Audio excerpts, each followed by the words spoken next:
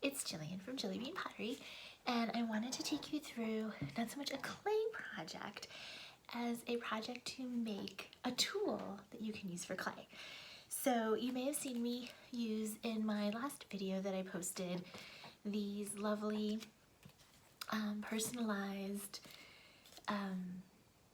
cookie cutters, for lack of a better word, clay cutters, probably more accurate, that I made. So I wanted to show you today how I did it. Super easy. All you need are a couple of things. One, an empty can. It can be any kind of can. Be sure you rinse it out first. Tin snips or aviation snips. These are aviation snips. Ideally, safety goggles and some masking tape. You can also use duct tape, electrical tape, any really kind of tape that you want. I have masking tape, so that's what we're using today. Okay, safety first. Okay, so you're gonna take your can that's been rinsed out, emptied, don't use it full, emptied, and you're gonna take your snips. I like to start with this hole, and this is the hard part.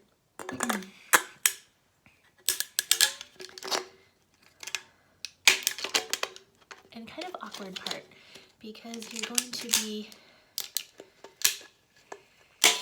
getting down into that can and it's a little awkward, so sometimes you might just pull it apart a little bit.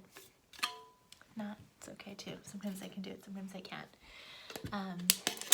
You probably manipulate. This is the hardest part, honestly, the whole process is this first part, getting it open. Once it's open, it's generally fairly fast. Okay. You can see it starts to go a bit easier as you go down to the can, and then when you get to here, you're going to switch gears and turn it this way. It's a little hard to do on camera. And you're going to start to go around the bottom instead. I don't do this at the top, I do it at the bottom first because I find that I have more room, right, to switch gears. That was a drop of water that came out. Alright, and you're just going to carefully, it doesn't have to be perfect, you're just, at this point you're just trying to get the top and the bottom off. We're going to clean it up later, so don't even worry about how it looks. Do be careful because sometimes these cuts are a little sharp, as you can see here, so be careful. We're protecting our eyes. You can also wear gloves. I don't, obviously, as you can see, it would not be amiss in doing something like that. Sometimes you can decide to take it easy on yourself, go from the other direction.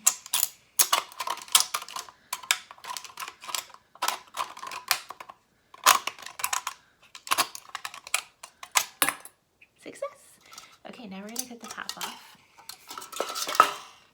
Same process. Okay, hold it carefully.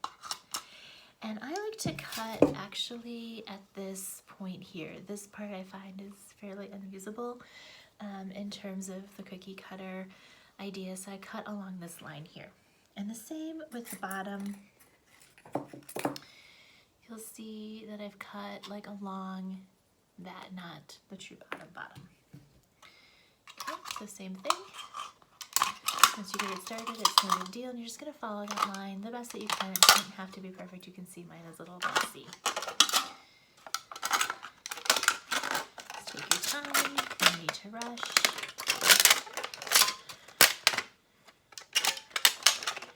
What I love about this is it's a readily available material if you're like me and recently become addicted to sparkling flavored seltzer water. You'll have lots of cans, and it's easy, cheap material, so, and if you don't, you can probably get cans from a friend or something like that. Careful. Sorry, my safety glasses. Okay, so you know, you can make so many of these. You'll get about, I'd say like 3 to 4 per can, depending on your can. I've definitely used, some cans are taller. There's a type of water, sparkling water called AHA, and sometimes it comes ones are in taller cans, so you can use those too. Once you have this, you can see it's all kind of funky, but now it's like super easy to cut, right? So we're just gonna clean it up. I'm gonna cut off all these bad edges. It doesn't have to be super straight. One thing I will say too is sometimes you get some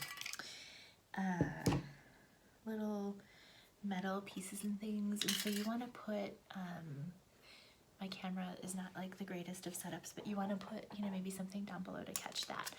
So you can say cut off that top edge. I'm going to cut off this bottom and top. Not a lot, just a little bit of a trim. In fact, I'm going to move these all kind of bent out of my way so that I don't more.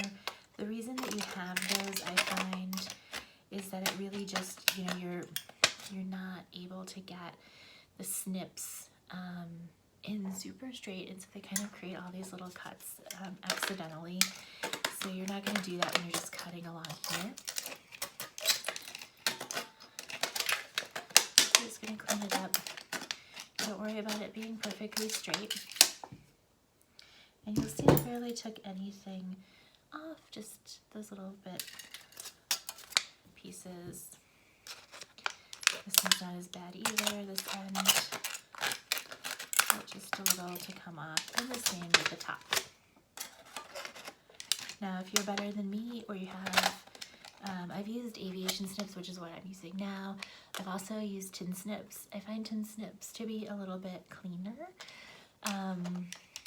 You know, different metal snips, types of metal snips are gonna be stronger or better. But use what you have. These are like $10 at Walmart. So, you know, don't go crazy with something super expensive for an aluminum can.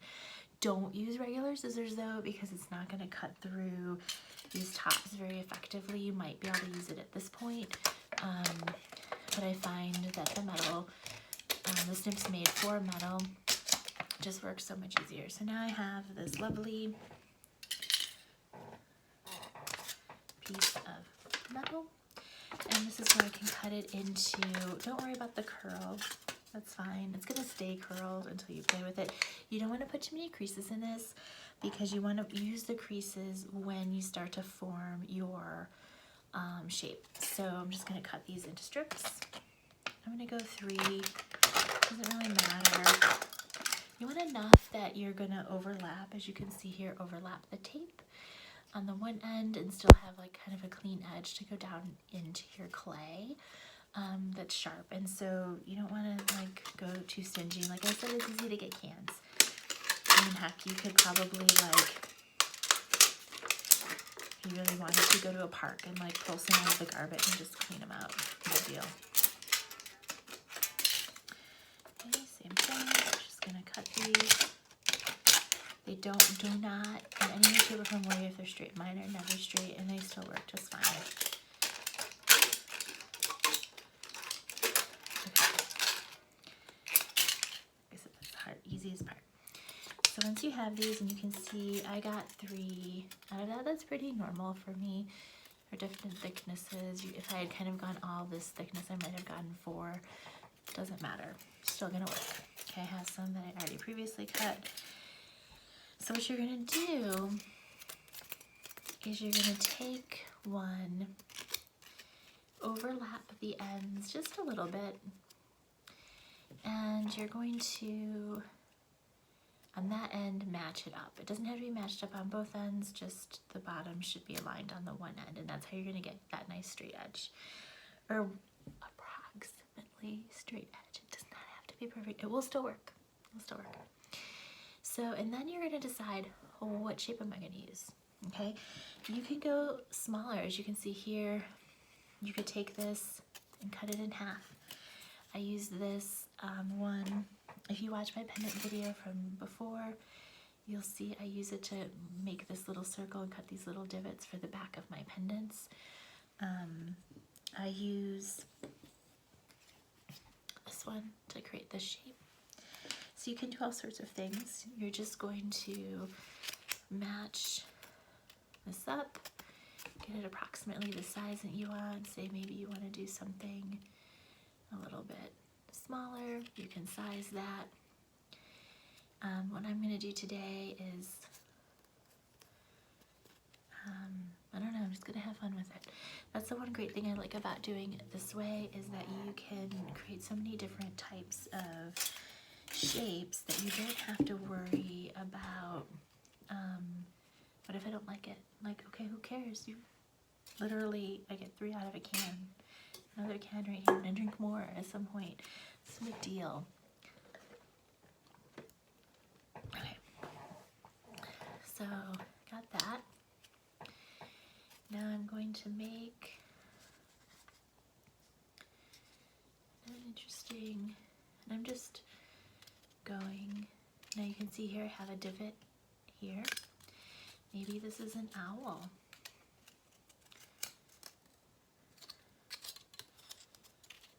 I don't know, we're having fun. Maybe this is the base of an owl. Okay, so you can see I have kind of a owl-like shape here. I could decide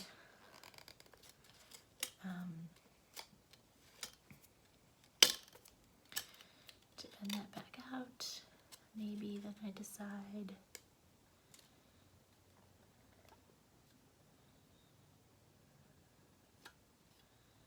I want something more like this.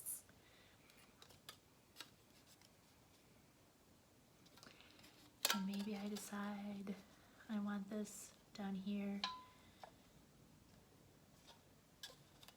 to be more like that, and then I want this up here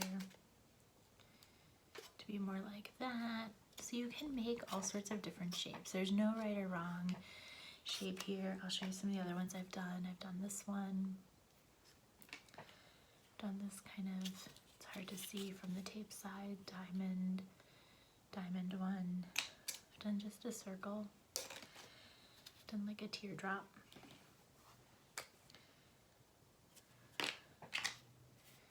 Done this kind of like a leaf shape. And you can use these, I use them a lot for pendant shapes, but you could use them for, like, say you apply a lot of leaves to your piece, or a lot of a certain shape. You can use them for all sorts of things.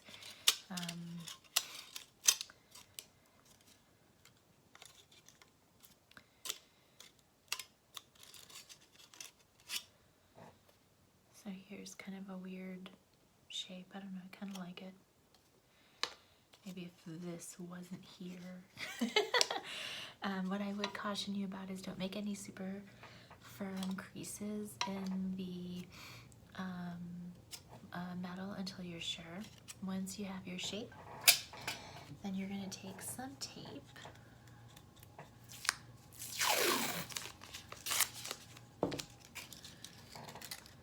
Match this up. Decide on which side is your cutting side. Okay. And you're going to apply the tape to the non-cutting side. Okay. I like to start where they're overlapped.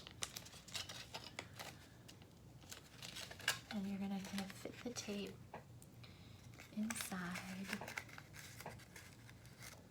Doesn't have to be perfect. You can trim the tape if you want. I'm actually going to do that first. Okay.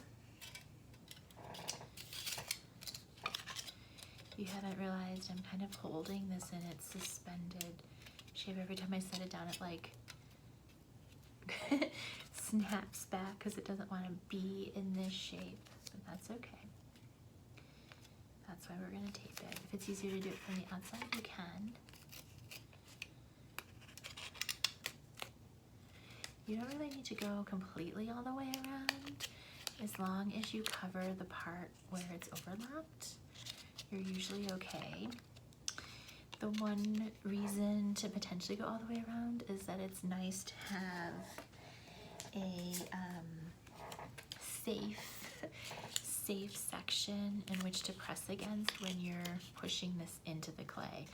So you know this is the top, you know this is the cutting side, and you're gonna push it into the clay, and if you need to press down, you can press down on the tape versus a cut edge.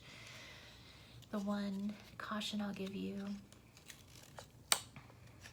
is that sometimes you'll see here where the overlap is, there's a slight gap. What I do to solve that is I just hold, this is how I hold it when I'm pressing it into the clay, so I hold those together because I obviously can't tape all the way down. One way you could get around that is by gluing this part down. Just put a little bit of like E3000 or epoxy.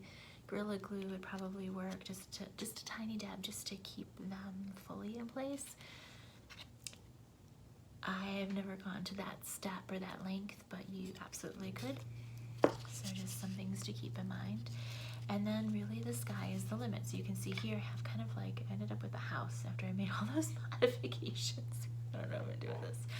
But it could be an interesting pendant, you know. Sometimes it's easier to see from the angle. And one thing I love about this is like this one, sometimes I do the pendant this way.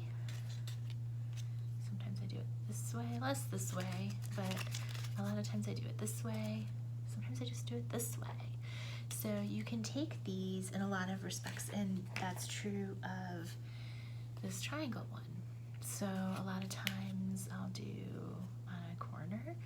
Sometimes I'll do it this way, where this is the top, you know, you can see here, this pendant goes this way, right? The binding, but I could have done that, or I could have done that. So there's lots of flexibility with these. So definitely have fun with it and create new shapes. If you need more ideas, definitely check out my pendant video, which is the last one I posted, and have fun. See you next time.